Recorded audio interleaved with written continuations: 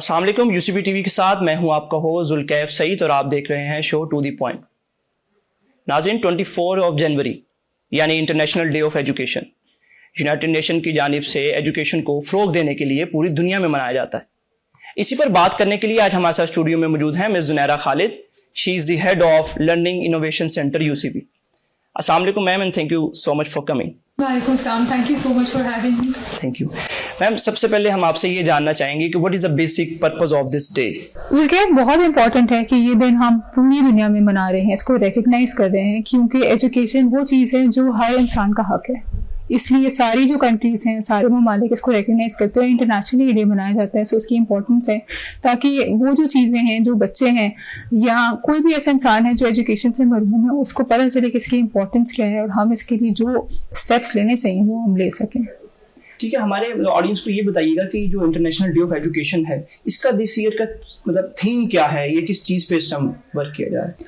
इस साल की थीम ये है पावर ऑफ यूथ इन को क्रिएटिंग एजुकेशन। इसका मतलब यही है कि जो हमारी यूथ है वो एजुकेशन को आगे लेके चलने में जो एजुकेशन फराहम करें, उनके साथ मिलकर डिसाइड करें कि किस तरह से एजुकेशन दी जा रही है। आजकल की जनरेशन बहुत एक्टिव है।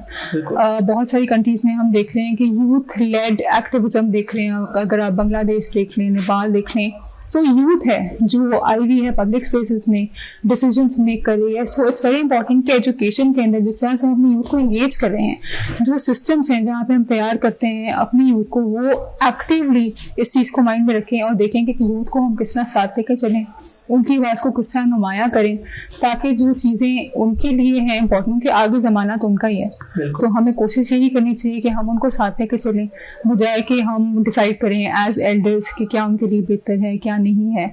So this is something that we as educators need to start thinking about कि हम किस तरह से अपने स्टूडेंट्स को क्रिएटर्स बना सकते हैं इस प्रोसेस के अंदर, जहाँ पे हम डिसाइड करें कि क्या क्या चीज़ें हैं जो उनके लिए सही होंगी, उनके आगे आने वाला ज़माना उनका है। बिल्कुल।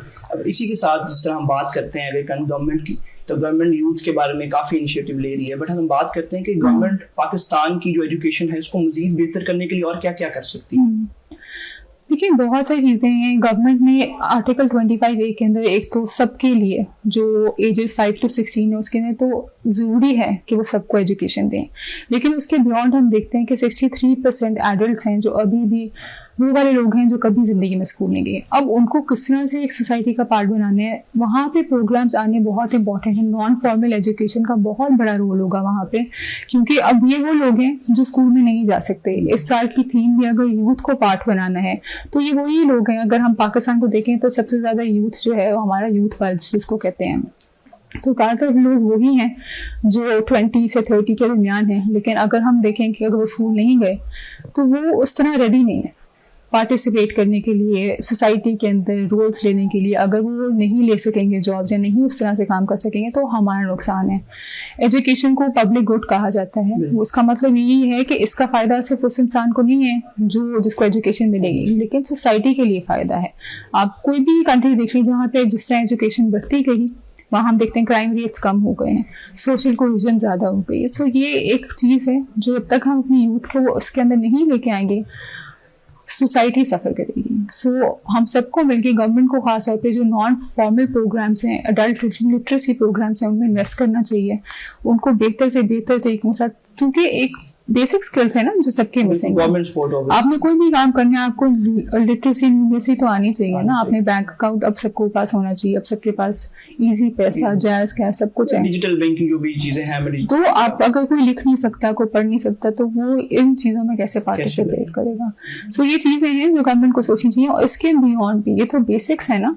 फिर अगर जिस तरह हमारी कॉन्स्टिट्यूशनल चेंजेस हो रहे हैं, हमारी गवर्नमेंट डिसीजन मेकिंग कर रही है, वोटिंग करते हैं हम लोग एज एडल्ट्स, अगर हमें नहीं पता कि किसी पार्टी का क्या प्रोग्राम है, वो उनका क्या मैंडेट है, तो वो कैसे वो वोट करें? तो वही वाली चीज़ एग्जैक्टली। वही बात है कि अगर हम अपने यूथ को, अपनी स्टूडेंट्स को गुमराह रखेंगे तो वो गुमराह ही रहेंगे। वो बड़े होके भी फिर वो उन्हीं चीज़ों में लिमिटेड वे में सोचेंगे और वो पब्लिक के अंदर पार्टिसिपेट नहीं कर पाएंगे।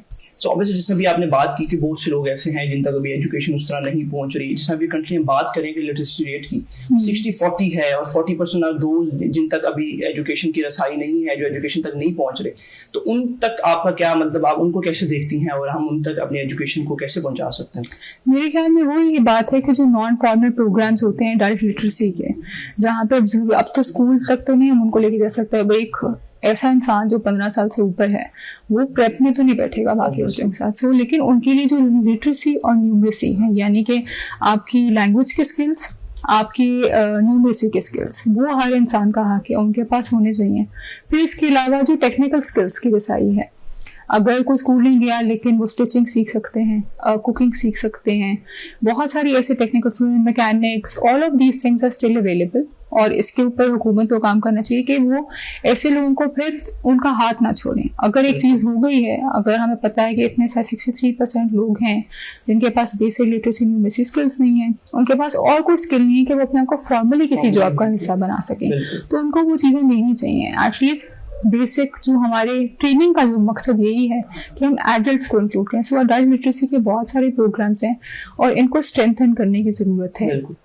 2024 में एजुकेशन इमरजेंसी लगाई गई क्योंकि हमारे 26.3 million children out of school हैं। सो फोकस बहुत ज़्यादा आउट ऑफ स्कूल चिल्ड्रन पे है जो कि 5 to 16 ईयर्स के हैं, लेकिन हम उनको नहीं भूल सकते जो आउट ऑफ स्कूल एडोलेसेंट्स और एडल्ट्स हैं। हम उनको नहीं भूल सकते बिकॉज वो हमारी पॉपुलेशन का सबसे बड़ा पार्ट है। So government definitely needs to take some steps, और प्राइवेट सेक्टर भी बहुत चीज़ें कर सकता है और कर रहा है, लेकिन गवर्नमेंट को सबसे ज़्यादा इसमें आगे होना चाहिए बिकॉज ये हमारा एसेट है और हम इसको खो नहीं सकते हैं।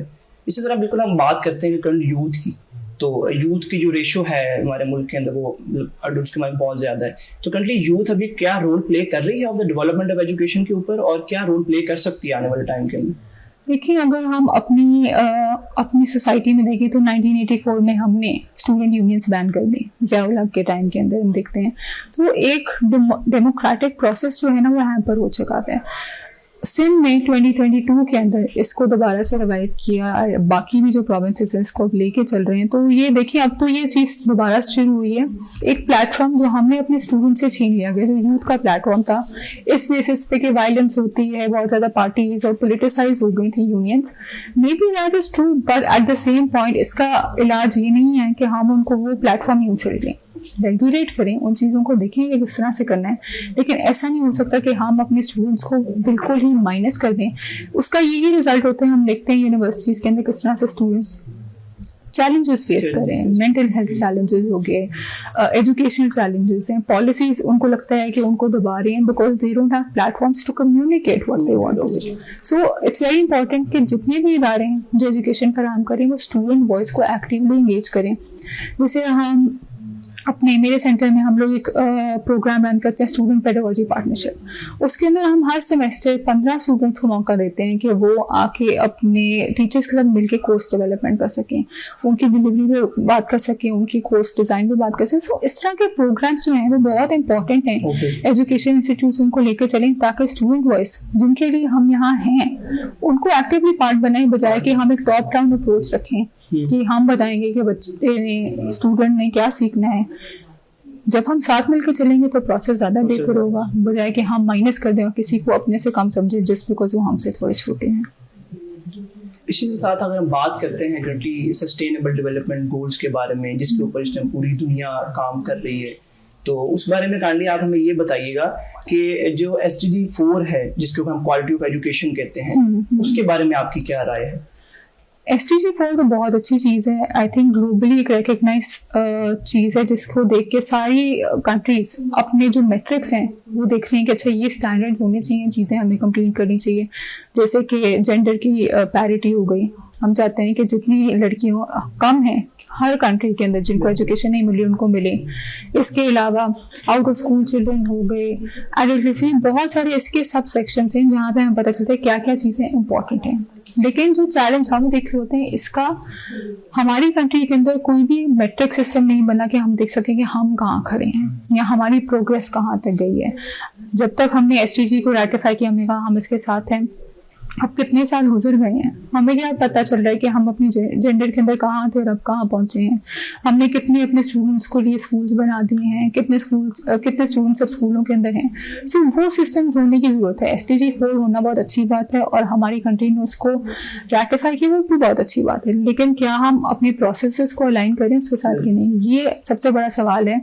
किसी चीज़ को, किसी पॉलिसी या इंटरनेशनल चीज़ को मान लेना, it's a good step, but then you have to align your processes accordingly, otherwise it's just something that's empty. Obviously जिसमें एक्सेप्टेंस तो है मगर इम्प्लीमेंटेशन नहीं है, तो एक्सेप्टेंस के साथ इम्प्लीमेंटेशन भी चाहिए। इसी तरह अगर हम लास्टली बात करते हैं AI की, तो AI जो है वो बहुत तेजी से in every field of life इस टाइम वर्क कर रहा है और वो चीज़ों को बहुत तेजी से कवर अप कर रहा है। तो ऑब्वियसली अगर हमारे पास एजुकेशन उस लेवल की होगी या अगर हम एजुकेशन उस लेवल की प्रोवाइड कर सकेंगे, तो हम कहीं ना कहीं उस टेक्नोलॉजी, जिस आपने कहा कि डिजिटल बैंकिंग है या इजी पैसे, इस तरह की जितनी भी एप्स हैं, ऑब्वियसली जो एजुकेशन जो पर्पस है या जो एजुकेटेड पीपल हैं वही उसे यूज कर सकते हैं, जो उसे यूटिलाइज कर सकते हैं। तो AI को आप कैसे देखती हैं आने वाले इस एरा के अंदर और as a day of education के बारे में? यार बहुत एक्साइटिंग चीज़ है। आई थिंक इससे हमारी बहुत सारी चीज़ें आसान हो गई हैं, लेकिन एट द सेम टाइम ये बहुत एक स्केरी चीज़ बन चुकी है, क्योंकि जो गैप है, जो डिवाइड है सोसाइटी के अंदर, उन लोगों के पास जिनके पास डिजिटल एक्सेस है और जिनके पास नहीं है, वो मज़ीद बढ़ता जा रहा है। आप पहले देखते हैं कि वो लोग वहाँ पे इंटरनेट ही नहीं है, सही है, या इंटरनेट की कनेक्टिविटी, ब्रॉडबैंड कम है, वो कभी भी ChatGPT ये सब चीज़ें नहीं इस तरह से यूज़ कर पा रहे हैं, सही है। सो ऑलरेडी बहुत सारी चीज़ें जो वो नहीं यूज़ कर पा रहे, और अब ये भी आ गया है। सो जो डिवाइड है सोसाइटी के अंदर, मेरे ख्याल में वो इंक्रीज होता जाएगा, क्योंकि ये सिर्फ उन लोगों के लिए फिर बनने वाली चीज़ें हैं जिनके पास पैसे हैं, जो अफोर्ड कर सकते हैं, जिनको वो स्किल्स मिल चुके हैं, जहाँ पे वो उसके साथ साथ लर्न कर सकते हैं। बिकॉज ये एक रैपिडली चेंजिंग एनवायरनमेंट है, बहुत डायनामिक है, हर नए मिनट के अंदर एक नई AI की चीज़ आ रही है। सो वो लोग जिन्होंने शुरू से अभी भी उनको नहीं आइडिया, वो जब तक की चीज़ थोड़ी सी स्टेबलाइज हो जाएगी वो बहुत पीछे रह जाएंगे। सो इसलिए हमें इसको एक होलिस्टिक पर्सपेक्टिव से देखना चाहिए कि क्या हम इसको इंक्लूसिव बना पा रहे हैं। हम देख रहे होते हैं कई यूनिवर्सिटीज़ जो हैं वो कह रही हैं हम AI सेंटर हो गए हैं या AI सेंट्रिक हो गए हैं। अच्छी बात है, प्रोग्राम्स होने चाहिए, सबके लिए होने चाहिए, स्कूल्स के अंदर भी अब AI आ गया है, लेकिन एट द सेम टाइम हमें ये भी देखना चाहिए कि कौन लोग हैं जो इससे एक्सक्लूड हो रहे हैं, कौन लोग हैं जो इससे चैलेंज हो रहे हैं, और हम उनको किस तरह इंक्लूड करा सकते हैं, because we can't leave everyone behind just because we want to go ahead. So ये चीज़ें सबको कंसिडर करने की ज़रूरत है। Thank you so much ma'am, बहुत ही इंफॉर्मेटिव सेशन था आपके साथ। उम्मीद करता हूँ हमारे नाज़रीन को भी बहुत सी चीज़ें सीखने को मिली होगी। इसी के साथ हमें इजाज़त दीजिए, मिलते हैं एक नए शो में, तब तक के लिए खुदा हाफिज़।